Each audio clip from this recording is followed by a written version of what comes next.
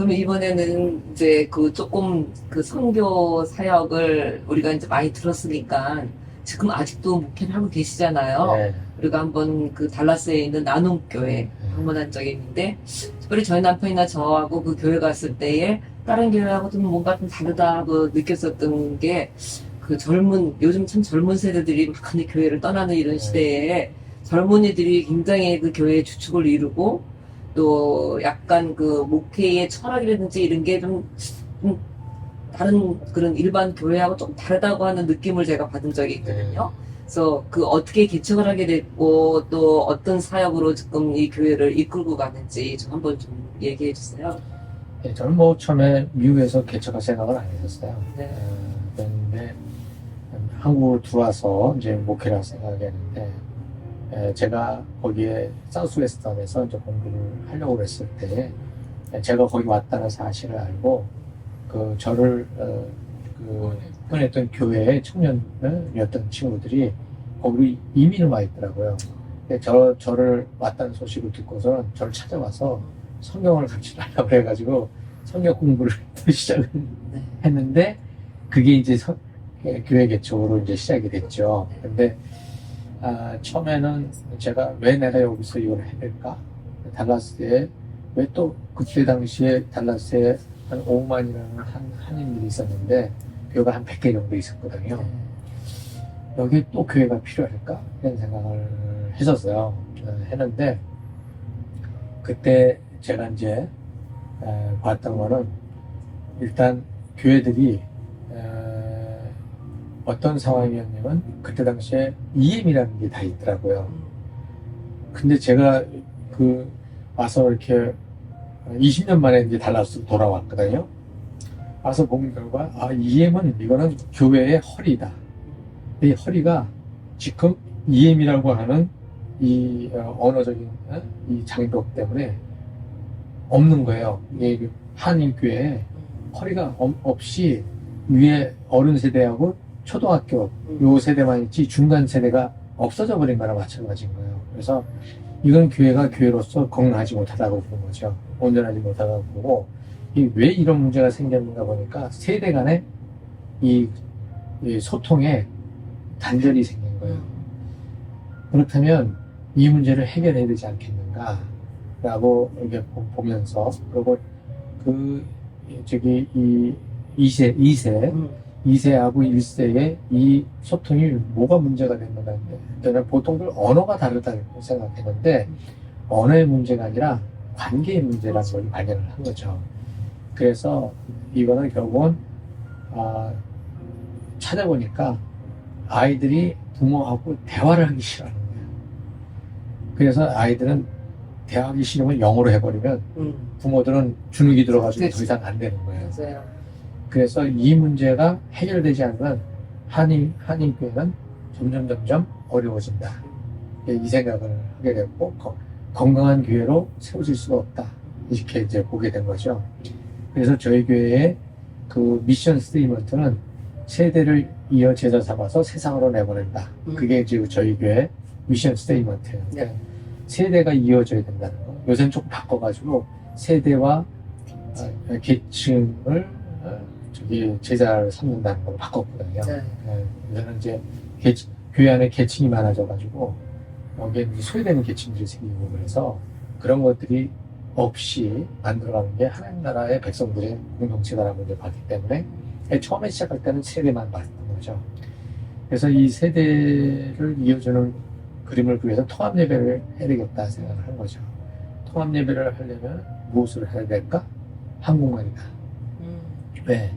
이 아이들이 미국에 살아도 결국 뿌리는 한국인이라고 하는 이거를 놓쳐버리면 이 아이들은 나중에 커서 결국은 미국이라는 그 메인 소사이티 안에서 자기들의 아이덴티티가 혼동이 와가지고 힘들다라는 것을 이제 보게 됐거든요. 그래서 이랬던 저랬던 자기들이 싫던 좋던 한국인이라고 하는 이것을 벗어날 수 없다라는 것. 그러기 위해서는 그 언어라고 하는 것이 그 자기의 그 아이덴티티의 가장 핵심이고, 언어는 세계관도 연결되기 때문에 이게 굉장히 중요하다고 이제 본 거죠. 그래서 이렇게 하기 위해서는 결국은 그냥 통합 예배라고 하는 시스템으로 만들어 버리는 게 아니라 결국은 이 아이들이 어른과의 이 소통이 이루어지기 위해서는 집안에서부터 이루어져야 되고, 그러니까 아이들이 자기 부모하고 특히 아버지하고의 이 교회에서 보이는 아버지하고 집에서 보이는 아버지가 틀린 거예요. 그렇죠. 그러니까 아버지를 이중인격자로 보게 되는 거예요. 네. 특히 이제 사춘기에 들어오면 그게 더 심해지잖아요. 이제 그래서 대화를 하지 않으려고 하는 거예요. 이제 이거를 극복시켜야 되겠다는 생각이 들어가지고 이제 그 아버지들 이런 문제들을 이제 다루기 시작을 했어요. 그러고 저는 이 아이들과 만나서 개인적으로 이렇게 교제하는 시간들을 이제 갖고, 그런데 아이들이 집에서만 그 아버지하고의 관계가 있는 게 아니라 교회에 오면은 자기 아버지가 똑같은 사람들이 여러 명 있는 거예요. 일방적으로 지시하고 하는. 그래서 이 교회 안의 문화도 이제 바꾸려고 이제 애를 썼어요. 그래서 그러한 것들이 이제 이루어지기 시작하면서 이제 이 아이들과 부모가 함께 드려지는 예배, 네. 그걸 만들어 가는데, 아이들하고 부모가 있으면 부모와 애들이 지금 제대로 예배를 드시는가 이렇게 신경을 쓰지 않습니까? 엄청 쓰거든요. 그러다 보면 예배가 제대로 안 되는 거죠. 근데 이제 지금 요새 또 애들이 또 그러면 핸드폰도 하고 그러잖아요. 이제 부모들은 이제 이게 예배냐 막 이렇게 네. 되는데, 저는 아이들한테 핸드폰 해도 돼. 다만 귀에다 꽂지 마라. 귀는 열어놓고. 걔는 열어놓고. 왜냐면 애들이 요새는 멀티태스킹 예. 하거든요. 예. 그래서 애들이 다 그거를 하도록 놔두고, 근데 애들은 고등학교 때 이것 때는 그걸 하는데 이제 대학 올라가면 게임 하나도 안 해요. 그렇죠. 그때부터는 이제 듣거든요. 그리고 걔네들이 그러면 이제 유스 EM에 가서 그러면 설교를 잘 듣느냐? 그것도 아니에요. 아무리 영어 잘하는 설교자 갖다 세워놔도요, 자기네들의 영적인 리드가 없으면 하나도 안 들어요. 단지 부모들은 애들이 없으니까 안 보이니까 마음 편한 거죠. 그리고 잘 들리죠. 잘 들린다고 착각하는 거죠. 근데 지금 미국에 있는 그 한인교회에 그렇게 해서 EM을 나온 아이들이 지금 대학을 가고 난 다음에 교회로 계속 신앙생활을 하는 애들이 10명 중에 1명밖에 없어요. 한두 명밖에 안 돼요. 지금 저희 교회에 청년들이 있다고 그랬잖아요. 그 청년들이 다른 데서 온 애들이 아니에요. 다 우리 교회 자녀들이에요.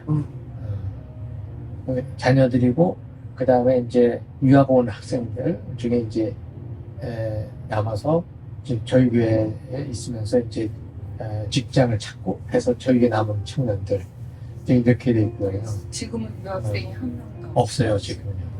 그래서 이제 그 아이들이 지금 결혼해가지고 아이 낳고 그래서 지금 3대가 지금 같이 예배드리고 있거든요.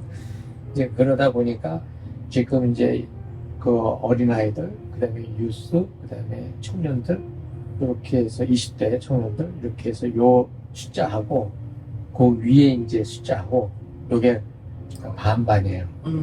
이렇게. 그래서 그렇게 이제 만들어져 있어요. 그래서 지금 이제 지금 달라스에 있는 큰 교회들도 요즘 유학생들이 많이 빠졌거든요. 빠져서 청년부라는 게 유학생들 중심으로 있지, 그 교회 자녀들이 나오는 경우는 많지가 않아요. 저희 교회는 대부분이 다 이제 저희 교회 자녀들이 지금 다 나와서 그 자리를 다 메꿔 가지고 있거든요. 그러니까 이제 앞으로 이제 코로나 이 사태 때도 이제 저희는 그 교회가 이제 저기 예배가 하나밖에 없거든요. 저희는요. 그리고 주일날 주일날 날 예배 하나밖에 없어요. 그리고 교회 예배가 2개면 예배가 2개면 그건 교회가 2개지, 네? 하나가 아니다. 왜냐면 일부 예배 드리는 사람하고 일부 예배 드리는 사람은 교제가 안 되잖아요. 그렇죠. 그건 다른 공동체지, 그게 무슨 같은 공동체가 아니라고 보거든요. 그래서 저희는 일부러 그 하나로 이제 드리는 그걸 하고, 그 다음에 이제 주중에 그 예배들을 다 없애버렸어요. 없애고 대신 요새는 이제 그 새벽 기도도 없애버렸어요. 없애버리고 대신에 이제 저녁 9시에 네. 유튜브로 이제 그 말씀 나눔으로 이제 큐티 나눔으로 있죠. 그렇게 해서 그때 실시간에 들어올 사람 들어오고 나중에 볼 사람들 보게 그렇게 이제 해놨거든요. 근데 이제 그렇게 하는 이유는 지금 우리 평신도들이 교회에 와서 거의 매일매일 와서 뭐 제자 훈련이다 뭐 이렇게 가는데 제자 훈련은 교실에서 만들어지는 게 아니라 삶의 현장에서 만들어지는 거지. 주일날 설교 한 번 들은 거 가지고서도 그걸 가지고 실천에 옮기는 데 바쁜데 뭔 뭐 성경 공부 그 설교 이게 많아져 가지고 더 저기가 넘쳐나는 거잖아요. 삶의 현장은 없는 거란 말이죠. 그래서 집에서 가정에서 자녀들하고 같이 있으면서 거기서 실천해 옮겨라. 토요일날 저희 교회는 이제 그 여성계 남성계도 없어요. 토요일날은 또 뭐 배추 뭐 김치 담근다 뭐 한다 그래서 아이들하고 같이 있을 수 있는 시간을 또 딱 뺏기는 거예요, 교회다가. 그래서 저는 무슨 얘기를 하냐면 좀 극단적인 얘기긴 하지만 교회가 가정 파괴의 주범이다 이렇게 얘기를 하거든요. 왜? 결국은 교회 성장을 위해서 제자 훈련이 있게 되고 교회 성장을 위해서 헌신을 하게 하고 실제로 나가서 그리스도의 삶을 가지고 그 세상 사람들에게 빛과 소금이 되는 역할은 어디 가서도 이게 제대로 되는 게 없는 거예요. 그래서 나가서 일터에서 그렇게 하라. 이제 그게 이제 저희게 이제 그거거든요. 근데 그러다 보니까는 교회 활동은 그렇게 많지가 않아요. 그렇지만 그 저희 교회는 이제 예배, 그다음에 이제 둘의 소공동체 모임, 이거는 라이프 그룹이라고 삶을 나누는 그룹이거든요. 그래서 소공동체 그 소그룹 성경 공부에서는 주일날 설교할 본문을 미리 예습. 예스 GBS. GBS는 속으로 성경 공부. 나는 둘의 아니야. 속으로 성경 공부에서 미리 예습을 하고, 그리고 거기선 자유롭게 토론하고 질문 던지고 해서 요 모임은 주로 주일날 아침이나 안 되는 사람들은 이제 저는 그러니까 소그룹은 그 나이별로 소그룹이 되나요? 아니면 섞여서? 어른들은 다 섞이고요. 지금은 이제 코로나 때문에 이제 그 뉴스 아이들, 그러니까 6학년부터 12학년까지는 이제 그 청소년 GBS로 해가지고 그 모임을 주일날 아침에 해요. 근데 거기에 지금 뉴스 아이들이 20명 모여요. 네, 그게 이제 한 90%가 참여해요. 90%. 그 아이들이 억지로 오는 게 아니라 자기들이 와서 같이 하거든요. 그렇게 이제 하고 소공동체 모임에서는 그걸 가지고 어떻게 살아내느냐 이제 그거 가지고 토론해서 예습, 학습, 복습 이렇게 3번을 이제 같이 가지고 할 수 있도록 해서 말씀으로 지금 이제 코비드 이후에서도 결국은 본질을 지켜가려면 하나님의 말씀과 복음을 떠나서는 안 된다라고 보는 거죠. 그래서 GBS는 설교 말씀 본문을 가지고 GBS를 먼저 하고 그다음에 설교를 듣고 그다음에 이제 둘의 모임에서는 그거를 이제 삶에서 어떻게 적용하는지를 나누는. 하여튼 이 코로나 이전과 이후가 너무나 많은 큰 변화가 있는데 그래도 이제 이게 뒤돌아볼 때에 코로나 이후에 교회가 든든하게 큰 타격 없이 잘 되는 교회들을 보니까 소그룹이 왕성하게 이루어졌던 데가 잘 된다는 것을 느끼고 앞으로는 이제 교회도 그런 것 같아요. 어떤 기능 위주의 그런 것보다는 한 사람 한 사람을 바르게 키워내서 나가서 사회에 바르게 그렇죠. 자기가 빛과 소금의 직분을 잘 감당하는 그런 한 제자로 잘 삼아 나가는 것 그것이 가장 중요한 우리에게 맡겨진 그런 소명이 될 것 같고요. 교회가 건강해야지 선교도 건강해진다. 그래요, 맞아요. 그래서 오늘 이렇게 좋은 시간, 많은 얘기를 우리가 나눴는데, 우리에게 이것이 정말 모든 그런 목회자들에게도 잘 적용이 되어서 좋은 결실이 맺어지는 한국교회가 됐으면 하는 바람이 있어요.